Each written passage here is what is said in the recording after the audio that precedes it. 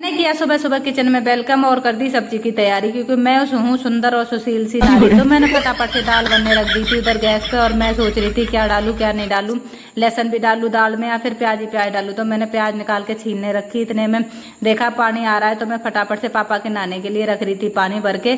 फिर धोए कपड़े उधर दाल बनने रख दी थी और इधर कपड़े भी धो रही थी, क्योंकि हम लेडीजों की आदत भी ऐसी होती है, हम एक साथ दो दो चार चार काम संभालते, एक काम से काम नहीं चलता।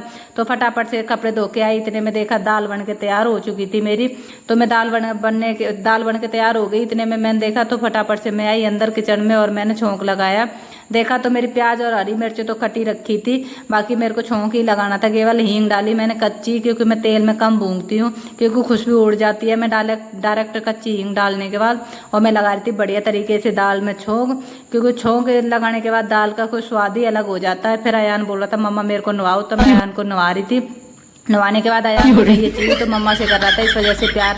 फिर प्यार करने के बाद बाय बाय टाटा करके अयान चला गया बाबा के पास। मैं अयान के बाबा को दे रही थी खाना, क्योंकि कई देर हो गई थी, पापा बैठे थे खाने के लिए, तो मैं उनको खाना रख के देने जा रही थी। इतने में फिर फटाफट से अयान पीछे से कह रहा मम्मा मेरे को चीज़ चाहिए। फिर मैंने किया सूट पर प्रेस, क्योंकि कल मैं सिल के रखी थी सूट को इसको, तो मैं सोची आज इस पर प्रेस करके इसको रख देती हूँ, क्योंकि चाहे मेरे कपड़े 10 दिन बाहर पड़े रहें, पर मैं जब तक अंदर नहीं रखती, जब तक प्रेस नहीं कर दूँ, कि चाहे गंदे हो जाए चाहे कुछ भी हो जाए, मेरे से अंदर अलमारी में नहीं रखे जाते जब तक मैं प्रेस नहीं कर लेती। तो मैं फटाफट पर सूट पे और चुन्नी पे सारा पे ट्राउजर पे प्रेस करने के बाद आज का ब्लॉग एंड करती हूँ। राधे राधे।